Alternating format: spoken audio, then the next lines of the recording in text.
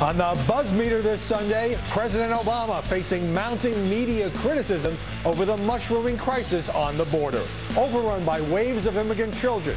That criticism even on MSNBC.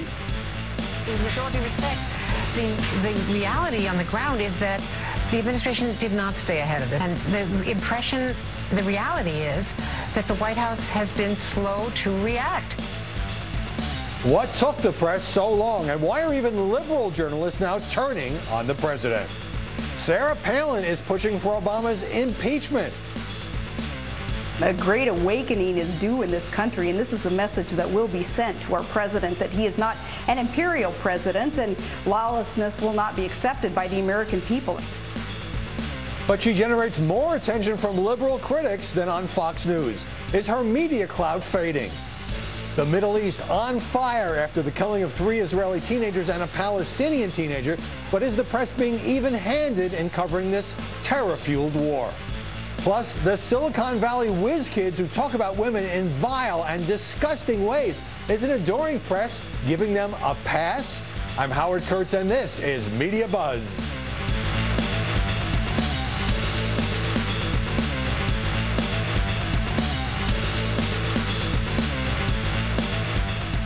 The coverage began building in early June and hasn't slowed down since, with tens of thousands of immigrant children overwhelming detention facilities along the border. The networks and the major newspapers have jumped all over this story.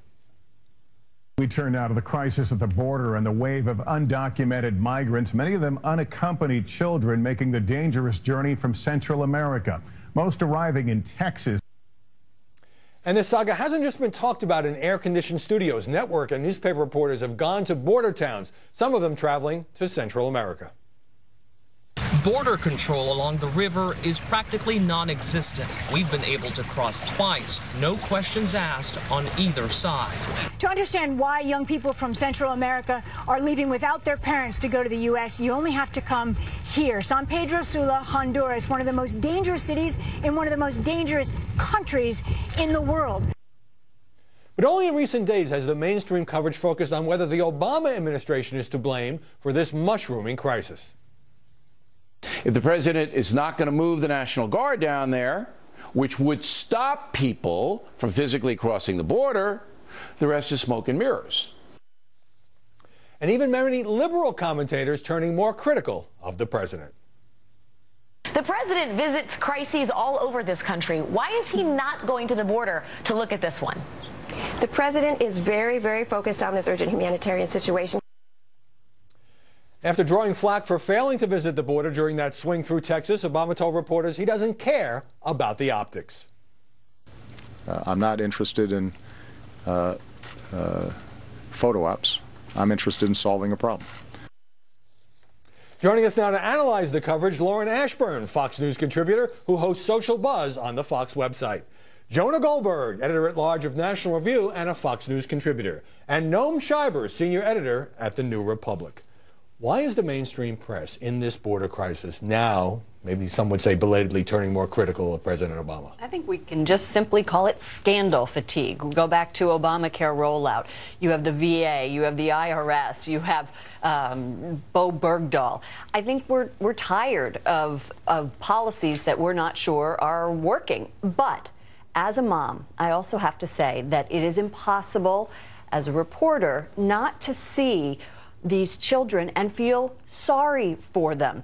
And it's impossible as a mother not to see and think about the children who live in the inner cities in Chicago, legal immigrants, and how all of this is going to impact them. The pictures are heartrending, Jonah Goldberg, but when you look at the pundits, even on Fox, you have Joe Trippi and James Carville saying Obama should have gone to the border. Is there something about this border crisis that has even former presidential cheerleaders jumping ship? I think so. I mean, look, you ask why people are covering it. It's a pretty significant real news story that's happening in real time with great pictures and all. Great pictures, not in the in the journalistic. Not happy to see the pictures, right? Exactly, and so. And Obama just simply seems to have lost a step on this one. And I don't think anybody believes that he's, the guy who campaigned at the Brandenburg Gate doesn't care about photo ops. I mean, all politicians care about photo ops. This one in particular does. And so there was a certain sort of just why is he being stubborn about this? And there was an interesting conversation on Morning Joe on another network I watched for reasons having to do with Original Sin, that you know, they were pressing Chuck Todd. Why is he being so stubborn? Why won't he go to the border? Why won't he do this photo op thing? And I think a lot of it was just professional frustration that the White House had sort of bunkered in and dug in and refused to do what was the obviously right, moral, and political thing. At the same time, Noam Schreiber, are some of the media unfairly blaming President Obama, who's now asked Congress for nearly $4 billion in funding and is getting pushback from the Republicans? Look, as a practical matter, there's only so much utility that a presidential visit accomplishes, right? You can argue that it actually sets back the situation because it creates a whole circus unto itself that doesn't advance the cause of solving this problem. So you're sort of in the minority here, even on the liberal side. You think the president had no particular reason to go and pose for the cameras? I think so. I think we're missing something on the liberal side that's important here, and that's the broader context for this immigration debate on the left. And that is, people on the left feel like the president did something that they didn't agree with, which was really double down on this deportation phenomenon. He went out and he tried to claim the mantle of deporter-in-chief. The whole reason he did this was to advance the cause of immigration reform. He thought he would be able to get a bipartisan bill if he did that, if he established some credibility. That's not happening, and now liberals are saying, look, why did you lurch to the right on this? Mm-hmm. You just made the problem worse, and now we're not even getting this bipartisan compromise that we were promised. Let's pull back for a second and look at the substance of the media coverage over the last few weeks. So put the president aside. How would you evaluate it? It has been covered on in newspapers, online, on the airwaves. The coverage has been excellent, especially by the networks who have sent people down there. As we heard, Stephanie Goss has been in there, and she has been in Central America. Yes, in Honduras and Guatemala. And she actually watched one of these coyotes getting the money and doing the trade right in front of police officers. So the coverage on the conservative side has been focusing much more recently, as we pointed out, on blaming Obama and blaming the policies. And even the liberals now are coming to that. This is not a story, Jonah, where we can say the mainstream media were asleep at the switch. I mean, this has been on the network newscast night after night since early June, as I said. Yeah, well, they were asleep at the switch for several years as the number of kids showing up at the border grew with geometric progression since, 2012.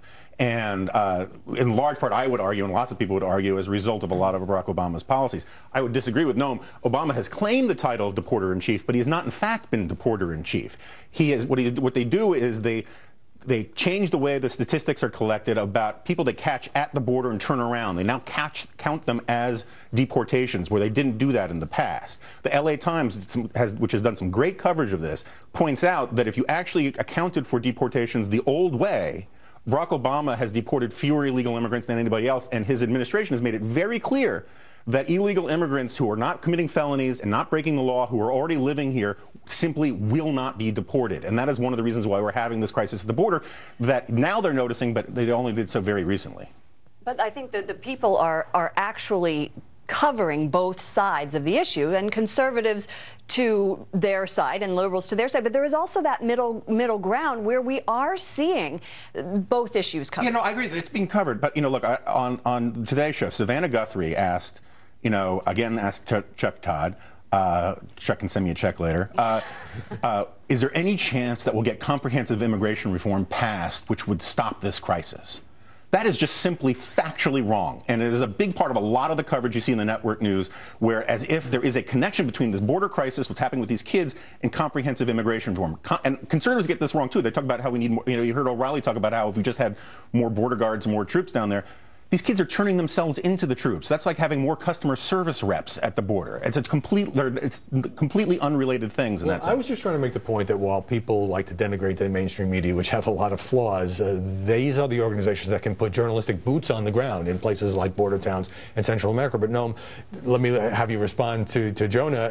Is there an agenda baked into the way this is being covered? Certainly when reporters go interview these children or their families, it's heartrending, but I don't know that it's being done for political purposes. No, not at all. In fact, I think Jonah's right that if you account for the deportations the way we traditionally have, Obama's not in the top 5. You know, not a high, not an overachiever. But I think what happened was the administration itself spun out this narrative that he was a very aggressive deporter. The media and the left jumped on that, and so the meme kind of multiplied across the media landscape. Now the administration isn't so comfortable with that, and they're trying to walk that back, at least to people on the left who are very frustrated with this. But once it's taken within the media, once it's taken on the left, very hard to walk it back. And so I think the administration is sort of caught between its previous narrative and its current narrative, and is flailing a bit as a result. ABC cited sources in the administration who say that deportations are going to go down dramatically. But let's look at the whole last year. The mainstream press, and with the border crisis as kind of a tipping point, now, in your view, turning against the president. Yeah. The media are lemmings. We all know that, right? It used to be cool to like President Obama, and now it's uncool to like President Obama. And this is like high school? Yeah, well, this is just the way the media operates. Their trends go in coverage, and that's what's happening now. It's taken crisis after crisis to get there, but we're now moving in that direction. I've been saying for months since the botched Obamacare rollout that the coverage has turned much more negative against President Obama than it certainly had been in the first term, either of his elections, and then you had the VA scandal, and you had Bo Bergdahl, and you had the IRS, and the mess in Iraq. Would you disagree with my assessment? No, I think that's right, and that happens to all presidents, right? Mm-hmm. In the 6th year, people are just tired. They want a new figure. They start talking about the next campaign and all the rest. I am surprised, just to keep it on the border thing for 1 second, I am shocked that the press isn't protesting more the rules at these detention centers. Right, very restrictive access. I mean, everyone wants to compare this to Katrina, which I think is a ridiculous comparison on lots of levels.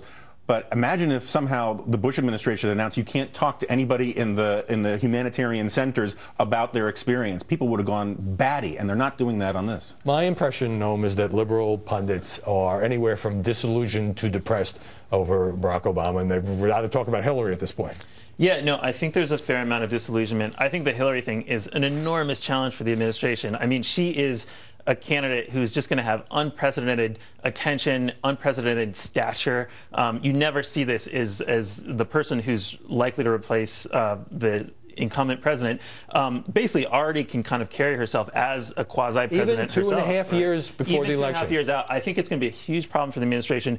I think in the not too near future, you're going to get Democrats on Capitol Hill calling Hillary and saying, hey, how do you think we should play this? What do you think the right move here is? Rather than the White House, or at least that will be her first call, it's going to be an enormous headache, and obviously the press coverage is going to migrate to her when they see this happening. Let's save that topic for next week. All right, let me get a break here. Remember to send me a tweet about our show this hour, @Howard Kurtz. We're going to read some of your best messages at the end of the program.